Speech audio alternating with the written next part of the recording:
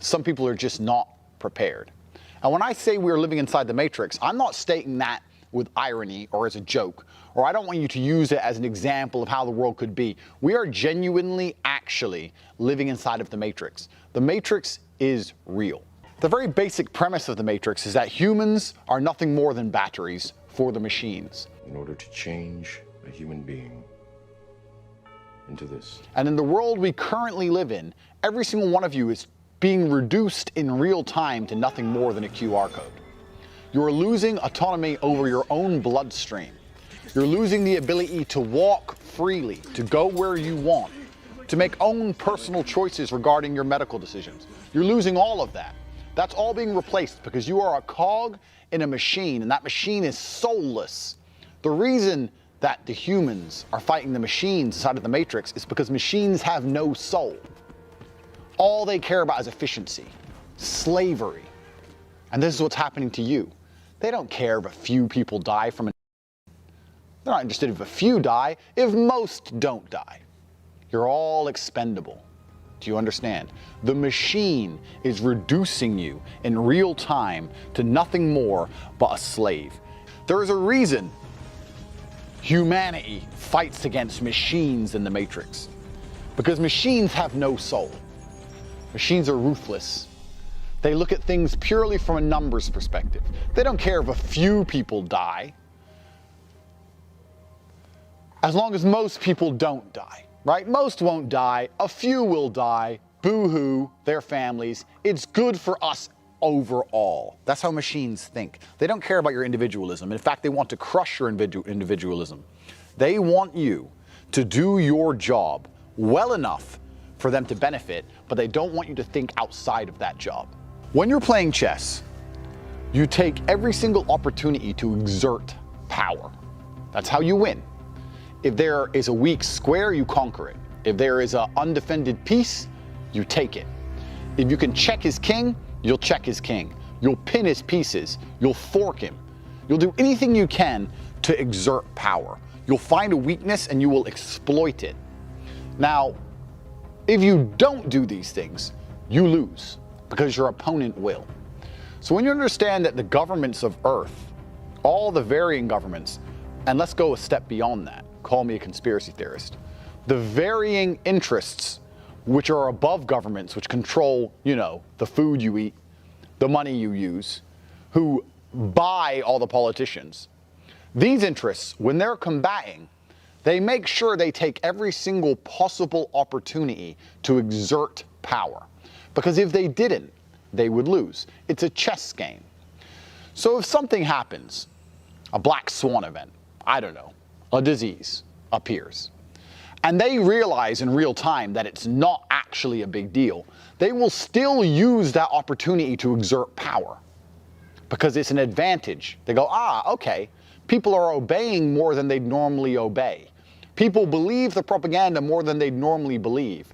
People are ignoring their own eyes. This is a chance here for us to make some chess moves and exert more power and more control, because we're going to need this power and control to combat our enemies.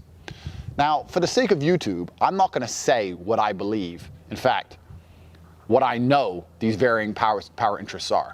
A lot of people still think in terms of right and left politically, or they think in terms of China and America from a country perspective. It goes beyond all of that. And these are the kind of things I talk about in my private conversations inside of the war room. But here on YouTube, I'm not going to say it. For the sake of this video, it doesn't matter who these powers are. It only matters that you understand they exist and you understand what is happening. You understand this is an opportunity for people who are only interested in power to exert more power. Now, quickly, I have conversations with people who are far more ignorant and naive than I. And they don't understand why people would just chase unlimited power. They say, well, why would the people in charge of the world make us do all of these, if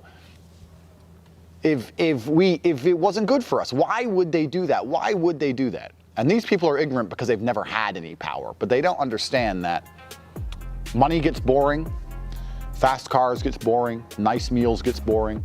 It all gets boring, right? The only thing that never gets boring is power, because power gives you an adrenaline rush. It's an ego. It fuels your ego. It feeds you. If you were born with absolutely unlimited money, You have no respect for money. You've never been poor. You don't have that juxtaposition to compare it to. You've never sat there hungry. So of course you don't appreciate when you have food. Do you think the people who are born into the families that print the money are going to be happy with a Ferrari? What's a Ferrari? 200 grand? These people control trillions. They're uninterested in that. What they're interested in is being respected and revered and feared like God. They want power. They're power crazy because this is human nature, right? Power is the only thing that can bring them any kind of joy. So they like to exert power.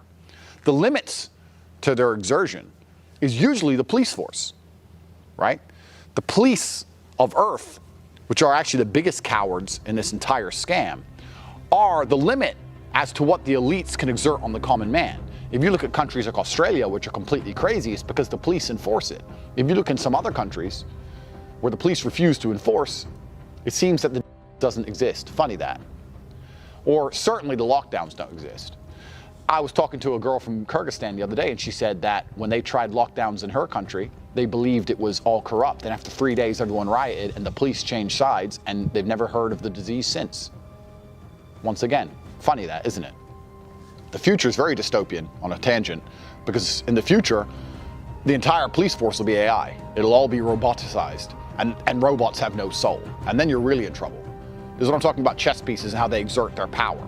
Because as they reduce you to a QR code, as they reduce you to nothing more than a medical status as to whether you comply, because that's what they really want. I'm not going to sit here and say that anything's dangerous. What I'm going to say is they want to know who blindly complies and who thinks for themselves. And the people who think for themselves must be punished.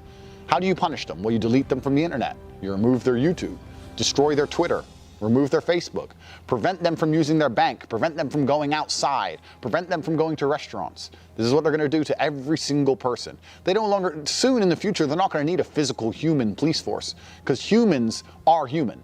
As stupid as police can be, you can stand in front of one and say, my friend, you and I are the same. Why are you punishing me? And maybe you'll get through, but you can't do that with the camera that scans your QR code. Do you understand? They don't care. It's just a yes or a no.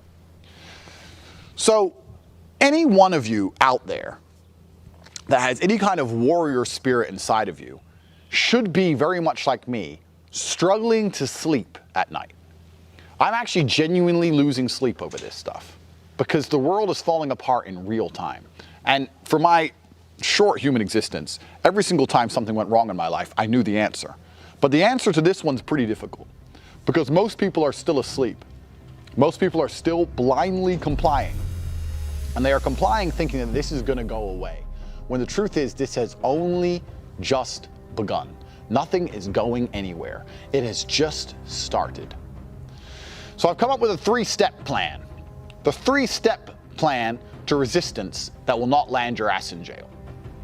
And that's what I'm going to lay out to you here on Tate Speech. Because I don't want anyone to go to jail. I don't want to go to jail. Right? I'm not trying to inspire mass rebellion to the point where I lose my YouTube channel. I'm a peaceful man. So for that, I'm putting together a 3-point plan. So point 1, you need to become obsessed with wealth. I can't explain how many times during this episode of human history I have managed to skirt the rules purely because I have huge sums of money. It doesn't matter if I take a private plane when there's no flights. It doesn't matter if I contact my friend who has a business to get me the correct visa to get into a country I'm banned from. It doesn't matter, right? I can give you 100 examples, many of which I won't say on YouTube. The point is, when you have a lot of money, you then get a lot of influence over others. And with influence over others, you can begin to skirt some of the rules. Now, this is important for more than just you breaking the rules. This is important because if you skirt the rules with the help of somebody else, then that also wakes them up to the fact that these rules are garbage. It is your job overall to try and awaken people and try to make them use their own eyes and their own brain and to stop believing whatever they're told by the machines, by the elitists. So if you go up to somebody and say, listen, this is all garbage, here's some money, let me through, and they do it, they might actually think, you know what, this is all garbage. That's why it's important. So the first thing is you need to become obsessed with wealth creation. I want everyone here to understand something. I'm not a philanthropist. I don't really care about making you people rich. And I certainly don't need your money. So if you think that I run Hustlers University or the War Room or these networks for money, you're absolutely mistaken. I have enough money to live for the rest of my life. The reason these networks exist is because if I help enough people make money, and those people trust me enough, and they can see that what I say about wealth creation is true, then they might start understanding that what I say about the world is true, and I am gaining powerful allies. If you agree with everything I'm saying about the current state of the world, then I want you to be rich, because you're going to help me. This is why Hustlers University exists. This is why the War Room exists. This is my rebellion against the machine. Do you understand? We're living in a period of history where the matrix is broken. And because it's broken, it's actually very easy to generate wealth if you understand how to do it. And I will teach you the ways I am generating wealth because I think you people can help me. Stage one is you need to get rich. This is the first thing.